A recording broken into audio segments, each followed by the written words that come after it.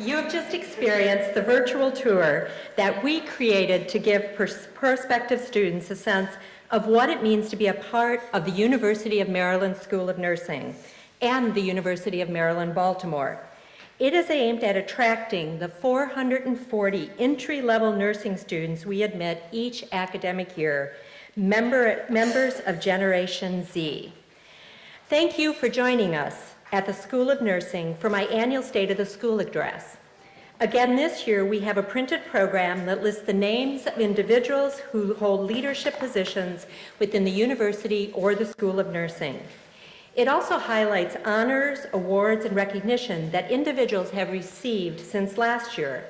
At times today, rather than reading names, I will refer you to the information that is in your program. As we are recording this event for distribution to our alumni, I would ask that you hold your applause until the end and simply sit back and enjoy the program. With that, I'd like to begin by acknowledging our colleagues from the senior leadership of the University of Maryland, Baltimore. Jay Perman, President, and Bruce Jarrow, Executive Vice President, Provost, and Dean of the Graduate School, my fellow deans, Richard Barth of the School of Social Work, Natalie Eddington of the School of Pharmacy, E. Albert Reese of the School of Medicine, Mark Reynolds from the School of Dentistry, and Donald Tobin of the Carey School of Law. Our administrative officers include Stephen Davis, Susan Gillette, Jim Hughes, Kevin Kelly, Jennifer Lichman, Peter Murray, Dawn Rhodes, Tom Sullivan, Roger Ward, and our colleague MJ Toohey. And our colleagues and partners from the University of Maryland Medical Center, Mohan Santhra, the President and Chief Executive Officer, Lisa Rowan, the Chief Executive Nurse of the University of Maryland Medical System and Senior Vice President for Patient Care Services, and the Chief Nursing Officer of the University of Maryland Medical Center, and Greg Raymond, who's Vice President of Nursing and Patient Care Services of the University of Maryland Medical Center, and also co-chair of Nursing. I also want to acknowledge our School of Nursing Board of Visitors and thank them for their dedication to the school. Their names are listed in your program, but in particular, I want to recognize retired Rear Admiral Elizabeth Niemeyer, the chair of the board, and thank her for her leadership. The School of Nursing's Alumni Council consists of 22 alumni and 4 student representatives who contribute to the school of their time and their talent. Their names are listed in the program, but I want to especially recognize Dr. Carmel McComiskey, the current president of the association, who is Director of Nurse Practitioners and Physician Assistants at the University of Maryland Medical Center and an assistant professor here at the School of Nursing. As I mentioned, we're recording this event so that the members of our Alumni Association, more than 22,000 living alumni across 50 states, 3 U.S. territories, and 27 countries, can view it on our website. Special thanks to the administrative and academic leaders of the School of Nursing and to our faculty, our staff, and students. Although I'm the one standing here this afternoon, I can only do that because of the individual and collective commitment and hard work of many people. We could not possibly accomplish all that we do without everyone's considerable efforts, so thank you for all that you do. I recently wrote in my column for the spring 2019 issue of our Nursing Forum magazine that we often think of ourselves as the quintessential Maryland institution, given our role within the University of Maryland system, UMB, and the state of Maryland. But we are also a part of a vibrant national and international nursing community, and that brings its own set of responsibilities. As a university-based institution, our service to the state of Maryland has shaped our strategies with respect to program offerings and enrollment as we strive to meet our commitment to the needs of patients, their families, and communities throughout Maryland. For example, we recently reinstituted our neonatal nurse practitioner program, specifically in response to statewide needs. I should caution you that the baby you will see in this video is the latest addition of in our simulation laboratories, the amazing high-fidelity Super Tori. Neonatal nurse practitioners are a critical part of the management team that takes care of neonatal patients, so that any baby that delivers or gets into trouble either in the ED, the emergency room, or in the full-term nursery, we would be the expert that would be called upon. The NNP program here is very vital to help funnel NNP students into the NNP role in various institutions within the state and within the region. We are the only institution in the state that has a DNP program. The NNP program was reopened 4 years ago specifically to address the needs of the workforce. Each institution has about 4 empty slots, and the estimate is that it's going to take about 10 years to meet the needs to fill those empty slots. The other issue is it's an aging workforce. Over 52% of them are over 50. So they're starting to peel off to retire, and we need to bring people back in to fill those slots. We are trying to partner with our local institutions to let them see that the best way to get people is to send their NICU RNs back to school. In the video, you caught a glimpse of the Deborah L. Spunt Simulation Laboratories. Over 20 practice environments with equipment and high-fidelity mannequins that provide realistic clinical experiences for entry into practice and graduate students. This past December, we celebrated the 20th anniversary of these facilities, which are nationally recognized for their excellence. The School of Nursing not only responds to Maryland's needs, but as a program ranked in the top tier of all schools with master's and doctoral programs, we have a special obligation to help lead the way in responding to national needs. Now 9 years old, the regularly cited 2010 Institute of Medicine report, The Future of Nursing, Leading Change, Advancing Health, continues to be a call to arms for nursing. It has substantially reshaped the landscape of nursing education and all aspects of the profession, in Maryland, regionally, and nationally. At the School of Nursing, we are responding to the need to increase the percentage of nurses with baccalaureate degrees to higher to 80% of nurses by 2020, to ensure a workforce equipped to deal with the growing complexity of care. We are also working to double the number of nurses with doctoral degrees so that nurses are prepared for advanced practice, teaching, research, and scholarship. We are also increasing the diversity of the nursing workforce to make it more reflective of the population it serves and better equipped to provide culturally competent care, and also to increase interprofessional education. Our role in preparing the future nursing workforce is reflected in the number of degrees that we grant on an annual basis. The combined total of new degrees and certificates conferred this academic year is 742. Based on our December graduates and our anticipated May graduates. This includes 409 baccalaureate students, 101 clinical nurse leader graduates from our master's entry program, 85 Master of Science graduates, 125 Doctor of Nursing Practice graduates, and 10 PhD graduates. We also have 12 students receiving certificates in one of the 5 areas: global health, environmental health, nursing informatics, teaching in nursing and the health professions, and in our new certificate in care coordination. This past fall, we had a total enrollment of 1,988 students. As you can see, at 40% for the traditional BSN program and 29% for the RN to BSN program, a significant percentage of students are now studying at the universities at Shady Grove. In 2017, we launched the Family Nurse Practitioner specialty of our Doctorate of Nursing Practice program at USG, and this is also on a growth path. Our increasing presence at Shady Grove is a reminder of the importance of this location in providing access to nursing education for students from the Capital Region and the western areas of the state. The Clinical Nurse Leader Program is our master's entry into practice program for those who hold a degree in another subject area and wish to enter nursing. In addition, we continue to offer our 3 master's level specialty areas for registered nurses: community public health, health services leadership and management, and nursing informatics. I should note that effective with those students matriculating in fall of 2019, we'll begin conferring the Master of Science in Nursing degree instead of the Master of Science. This responds to the greater familiarity that employers, healthcare providers, and many others have with the MSN degree. On this slide, you can see the cumulative impact since 2013 of our strategies for continued growth in our baccalaureate degree program, to increase the percentage of nurses with baccalaureate degrees, and the overall supply of nurses, the strategic reduction in the enrollment in our master's program, and the transition of advanced practice nursing specialties from the master's to the doctoral level.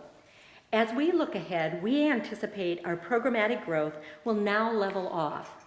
Enrollment projections for the next 10 years, until the fall of 2028, reflect maintaining each of our degree programs at approximately the rates of the fall 2018. The exception will be the several additional years of growth in both full-time and part-time students in our Family Nurse Practitioner program at Shady Grove. At its launch in fall of 17, the F&P program had 12 students. We reached 33 in the fall of 18, and we anticipate reaching our target of 77 by the fall of 21, where we hope then to maintain the program. In addition to our programmatic growth, the School of Nursing has played a leadership role within Maryland as we collectively work to increase the percentage of baccalaureate-prepared nurses in the state. One component of this strategy is to make it easier for nurses who obtain an associate degree in nursing to transition into a baccalaureate program and obtain their BSN degree. Dr. Becky Wiseman, chair of our nursing program at the universities at Shady Grove, spearheaded revisions to the Maryland Nursing Articulation Plan, the regulatory roadmap for academic progression for nurses. Now approved by the Maryland Higher Education Commission, the new dual enrollment, dual admission model for associate degree to baccalaureate degree nursing students ensures seamless preparation from the associate degree to the BSN degree. In many instances, this increases the efficiency of the educational process and reduces students' cost of education through improved coordination of the courses between the two degree programs. As an outgrowth of this effort, our School of Nursing now has MOUs outlining dual admission agreements with 13 of the 15 community colleges in Maryland that offer associate degrees in nursing. This significantly increases our presence and reach throughout the state. Thanks to these efforts and those of our colleagues around the state, Maryland has made progress against the goals in the Institute of Medicine report. Since the 2010 recommendation that 80% of nurses be educated at the baccalaureate level or higher, the national rate for BSNs has gone from 49% to 56%. In Maryland, we've increased our percentage of nurses with a BSN from 55% to 60%, and we are one of only 14 states in the nation with a rate of 60% or above the BSN for BSN-educated nurses. Although still short of the 80% goal, this represents substantial progress in a relatively brief period of time. Growth in the percentage of BSNs will continue given dual admissions with community college programs. Further progress will be driven by the increasing preference of hospitals and healthcare employers for baccalaureate-prepared nurses. As of 2017, national survey data from schools of nursing indicated that 86% of hospitals and healthcare employers are expressing a strong preference for baccalaureate-prepared nurses, and 49% are now requiring baccalaureates for all new hires. Legislative action may also be a driver for change. New York recently enacted a BSN in 10 requirement that requires that associate degree or diploma degree nurses must obtain their baccalaureate within 10 years of graduation. Our efforts to manage our enrollment and program offerings to meet Maryland's nursing workforce needs is long-standing, but forecasting future demand for nurses is complex. Depending on the economic conditions, older nurses may forego retirement and remain in the workforce longer, or younger nurses may be unwilling or unable to leave well-paying jobs to return to school. Data from the U.S. Department of Health and Human Services indicates that Maryland is one of 4 states anticipated to experience a shortage of 10,000 or more registered nurses in 2025. To better understand and respond to the state's needs, the School of Nursing received a grant under the Maryland's Nurse Support 2 program to fund establishment of the Maryland Nursing Workforce Center here at the School of Nursing. This effort is being led by Dr. Wiseman and is a natural outgrowth of her work on a statewide model for academic progression. It may surprise you, given the sophistication of Maryland's hospital and healthcare system and their dependency on appropriate staffing, to learn that Maryland has not had such a workforce center. Here is Dr. Wiseman about the center.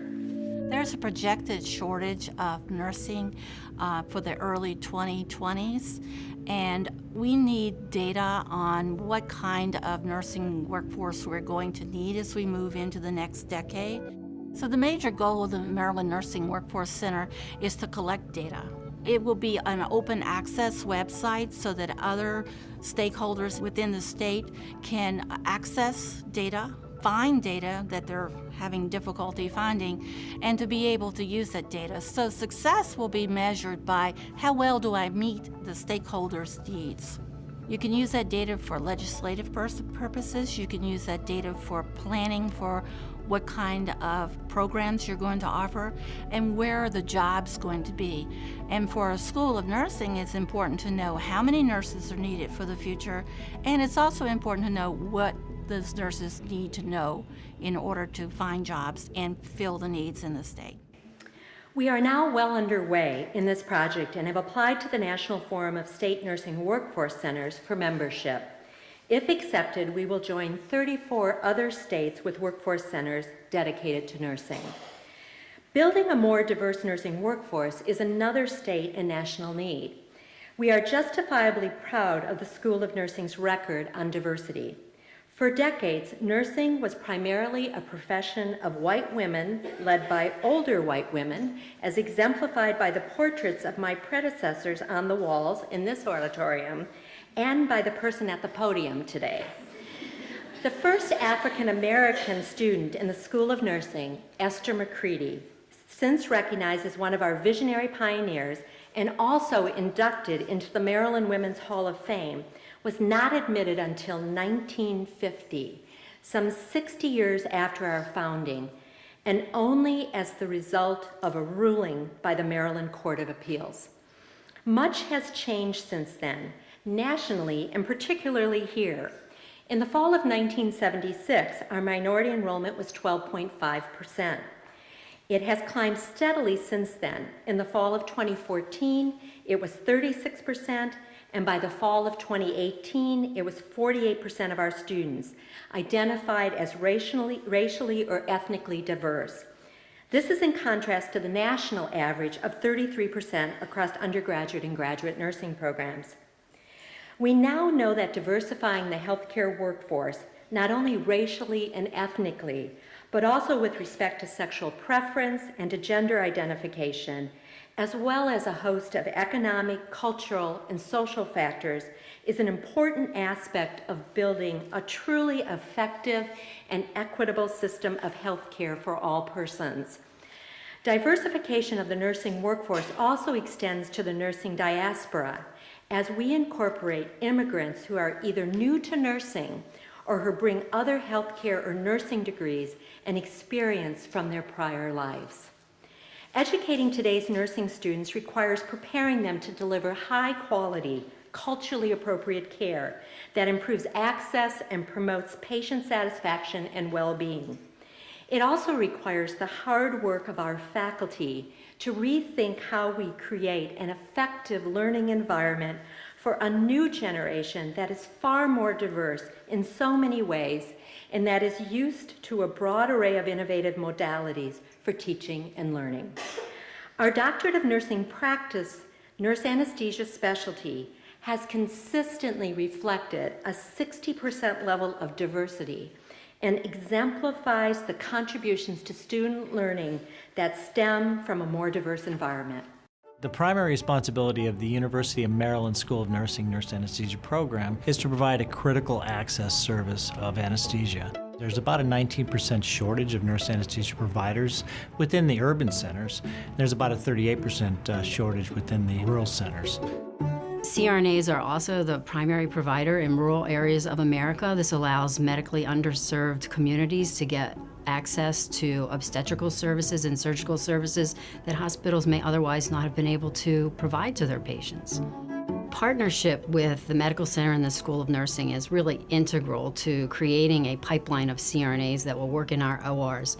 CRNAs can work anywhere in the United States of America, and there are many jobs, so developing and maintaining that relationship will help us reach the mission of caring for all of the patients and keeping our operating rooms open. We are the most diverse program in the country for nurse anesthesia. A lot of the students actually are attracted, and because of this diversity, they benefit because of the fact that they're in class with so many different cultures, so many different ethnicities, so many different points of view. And these different points of view then equate to giving better patient care because that's our patient population. I want to note that our nurse anesthesia program will celebrate its 15th anniversary this year. It is the only public doctoral level nurse anesthesia program in Maryland and is another example of a program that was established here at the School of Nursing, specifically at the request of Maryland's healthcare facilities. Discussion of our highly ranked nurse anesthesia specialty provides a natural transition to the recent announcement of the 2020 U.S. News and World Report rankings of graduate nursing programs, which includes master's and Doctor of Nursing practice programs.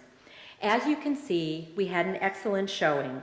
Our nurse informatics master's specialty continues to rank #1 in the nation and has held this position since U.S. News first ranked nursing informatics 5 years ago.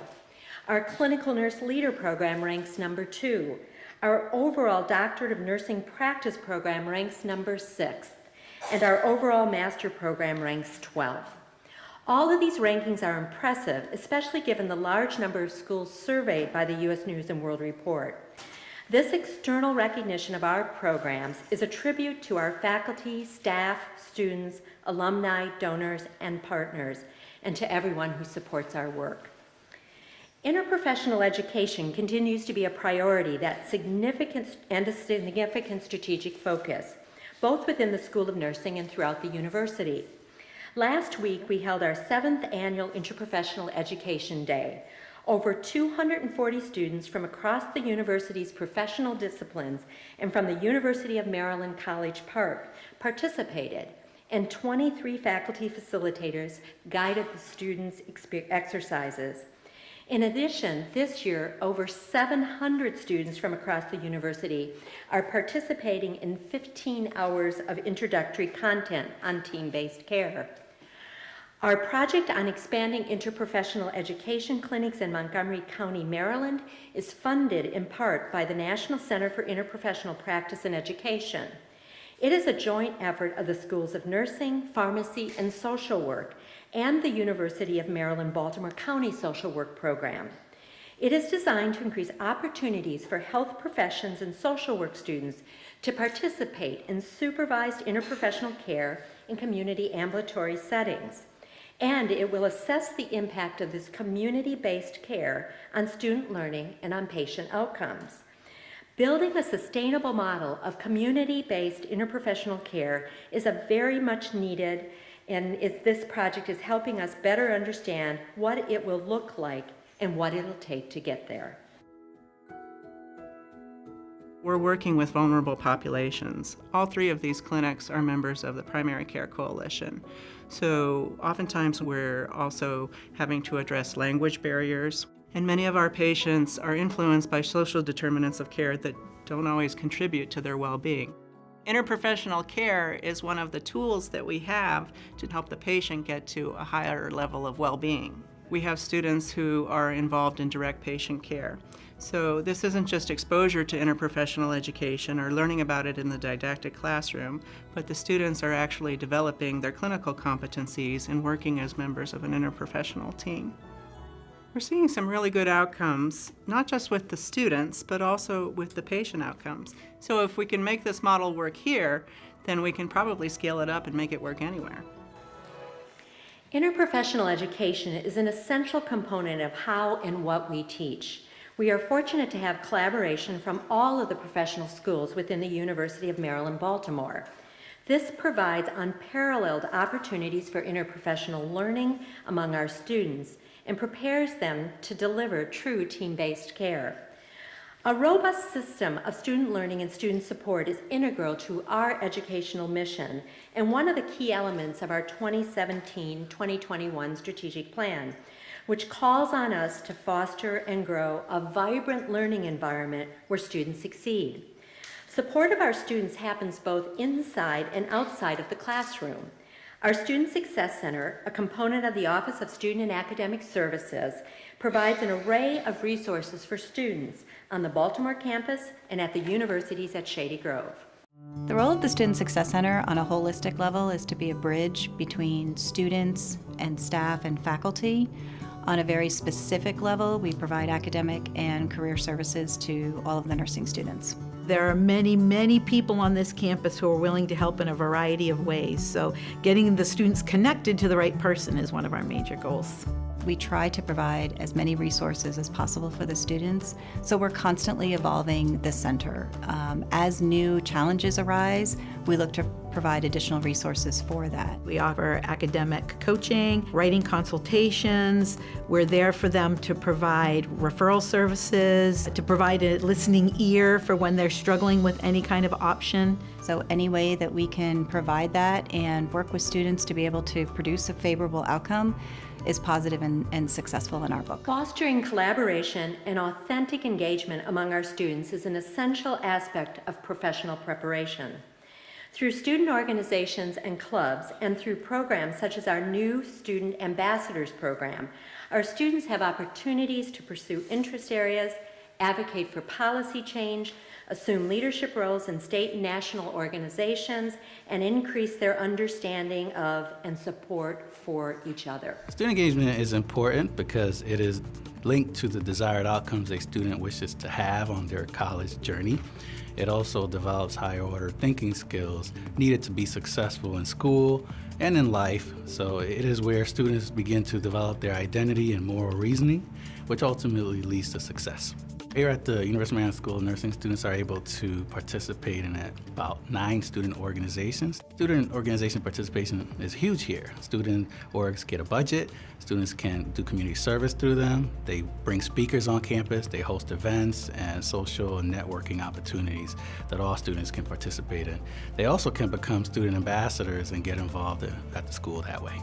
Student ambassadors are mentors. They established a stronger tour program for the school. They helped establish a mock interview program as we piloted the program with them. They overall just ease the transition for new students. They work with open house, orientation activities, and just make a difference in terms of the lasting impact and overall comfort level students feel when they come here. We are proud of the accomplishments of our students outside of the classroom, particularly their commitment to building an exciting and supportive environment within the university and throughout our larger community. It is always fascinating how their early efforts, while still in school, often foretell a subsequent career of leadership and service. One of the pillars of our strategic plan is to conduct high-impact research and scholarship to improve health outcomes. One measure of our research efforts is our national rankings in terms of the aggregate dollar value of research awards from the National Institutes of Health. For fiscal year 2018, I'm pleased to report that the School of Nursing ranked 16th among all schools of nursing in receipt of NIH awards, with over $3.8 million in NIH funding. And we ranked 9th among all public schools of nursing for NIH awards. Last fiscal year, 2018, we received $8.2 million in funding through grants and contracts from all sources, which is larger than just our NIH dollars. In the current fiscal year, we expect to surpass the number prior to the end of June of 30. A few examples of new grants are listed in your program. They show the breadth of research interest on the part of our faculty. Dr. Erica Friedman, an internationally recognized anesthesiologist and past president of the International Society of Anesthesiology, serves as the school's Associate Dean for Research. She has led efforts to create new systems and processes that support the overall research enterprise and most particularly nurture the development of new and emerging researchers and young faculty. I've been looking at pet ownership and health for a very long time. And I started out by being interested in psychological and social factors that influence health, and found out that people who own pets were more likely to survive from heart disease after 1 year than people who didn't own pets. When you think about people in stressful situations, it's always useful to be able to have something that can diffuse them. So if a pet's presence makes a person feel less anxious or less stressed or even less depressed, that can have important applications. The Office of Research and Scholarship is dedicated to try and help nursing research go forward at all levels of faculty. One of the most important things we do is support people who are doing human subjects research, from submission of the protocol to human subjects through actually learning how to conduct the research in a way that will make the quality as good as possible for the subjects and for the researchers.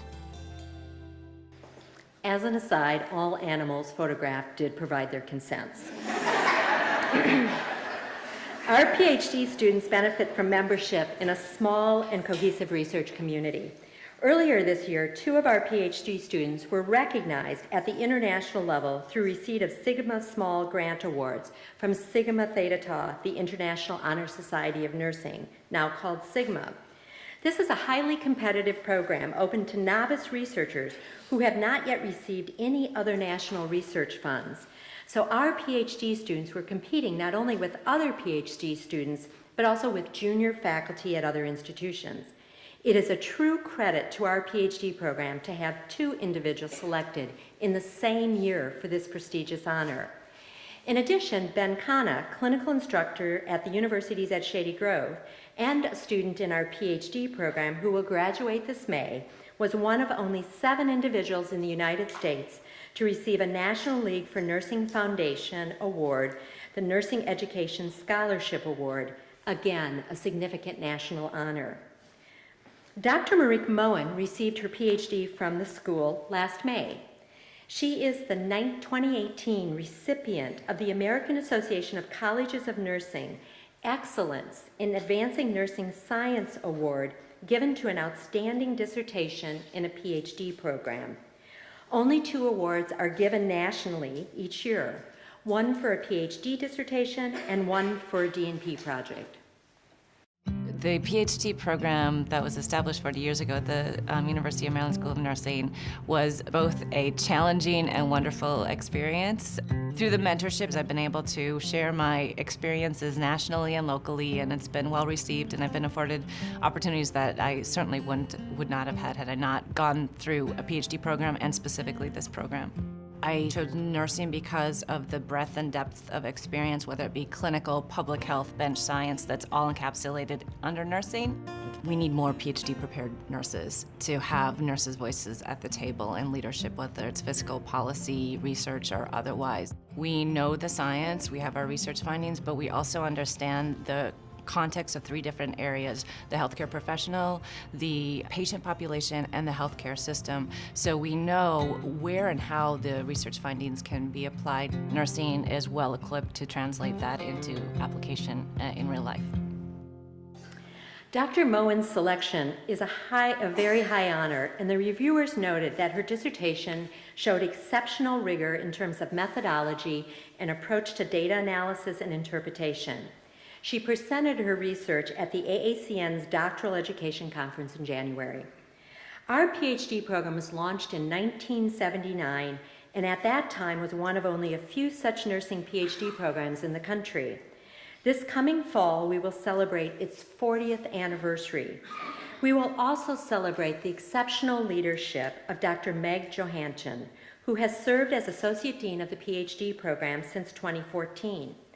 Dr. J, as she is affectionately referred to by countless past and current students, has been a guiding force not only for our program, but for the doctoral education of nurses throughout Maryland and nationally. She is a much revered mentor to a huge cadre of both junior and seasoned nurse researchers. And although she has decided to step down from her administrative role, we are grateful that she will continue in her faculty role and will continue to influence and guide the next generation of nursing leaders. I often say that I want my legacy at the School of Nursing to be that we made it a better place to work and learn, a place that values inclusiveness, civility, and respect. We are fortunate that both our staff and faculty councils are making this possible. In particular, our staff has come together with energy and enthusiasm around the need for engagement with each other, with our faculty, our students, and very importantly, with our community. The Staff Council has helped lead the way in fostering a new spirit of authentic collaboration. Staff Council engages with staff at UMSON through many ways. We do engagement activities with them via a bake-off or a community event where we bring everyone together, maybe a potluck. We also do community engagement events at the Community Engagement Center or at Paul's Place. And we do staff anniversaries once a year, and then we hold biannual all-staff meetings where staff can come together, speak with the dean, and get to know about the different departments within the school. It's good to have camaraderie with each other, so in order to see each other outside of our small silos that we tend to work in, it's nice to be able to go out, interact with each other on a different basis outside of work, as well as be able to give back to the community in which we work. The Staff Council is important to the staff because it gives us a voice. Staff Council is successful, number one, because of the staff. We have very engaged and energetic staff who want to make the School of Nursing a better place to work. And so no matter who's coming in or out of Staff Council, we always have people interested in making this a better place. The role and leadership of staff extends beyond community engagement. This year, as part of a fundraising efforts to support the Catalyst campaign, they were strong supporters of our new initiative for staff and faculty giving. The Catalyst campaign has been an exceptional opportunity for us to come together as a school community, to engage with our alumni and to develop new donors as we build much needed resources. I would say the most exciting area of growth for us in the last year was our alumni's very energetic response to the University of Maryland Baltimore Foundation's latest match. The Catalyst campaign gives us a chance to give a laser focus to the priorities at the School of Nursing and to UMB as a whole. Through the years, having seen firsthand the glow in the students' eyes when they talk about what it's meant to them and the letters they write to their donors, combined with the joy the alumni feel in being able to give out these scholarships, I've come to really celebrate what a difference it makes to have scholarship funding. We know we're all part of the UMB team, and we really want to do whatever we can to help the overall cause. I want to applaud the hard work of our Office of Development and Alumni Relations. Last year, they achieved 138% of our fundraising goal for the year, and we're on track to achieve our $3.5 million goal for this fiscal year. We are also at 87% of our overall $36 million goal for the Catalyst campaign, which began January 1, 2013 and extends through 2020. This means that we have raised over $31 million to date. As noted in the video, scholarship funds are essential to helping us achieve our educational mission. At the beginning of the Catalyst campaign, we had 72 total endowments. This has now increased to 156 endowments, with 82 of the 84 new endowments for scholarships. This growth has increased our spendable income for scholarships by 226%. Each gift has been immeasurably important in helping us ensure educational opportunities for the very best students. I want to touch briefly on the profound impact of our Conway Scholars Program. As you may recall, Bill and Joanne Conway, through their Bedford Falls Foundation, have now pledged a total of $15.4 million to the School of Nursing. Truly, this has been the kind of transformative gift that many schools can only dream of. We have now awarded 182 full scholarships and a total of 59 scholars have graduated. We anticipate another 29 scholars will graduate next month. You may be interested to know that of the 26 scholars graduating this past December, 31% received Latin honors. This included 6 of the 26 who graduated summa cum laude. This is a remarkable testament to the caliber of the students whose education is being advanced by this generous series of gifts. We project that over the course of the program, we'll be able to award a total of 476 Conway scholarships. So we still have another 294 to go. This is indeed supporting the changing face of nursing. This year, the School of Nursing celebrates its 130th anniversary. It takes a great deal of fortitude and resiliency to get to 130 years. And with that standing comes responsibility. Now more than ever, it seems that a legacy such as ours demands a continual focus on doing and being even more than what we are today. As a school committed to supporting an increasingly diverse student body and creating a vibrant learning environment where all students succeed, we will need to continue to grow and change to meet the needs of the world around us, but always while holding true to our commitment to excellence in education, practice, research, and service. Thank you so much for being here today and for all that you do to contribute to our school and university. I want to humbly thank Jordana Signeri, our Director of Communications, and Deborah Prout, our Special Assistant to the Dean, for their creativity and persistence in working with me to develop this year's program. I would now like to invite you to join me for a reception in the lobby, and I would ask that my UMB senior administrative colleagues please come forward to the stage so we can get the annual photograph of how we're aging.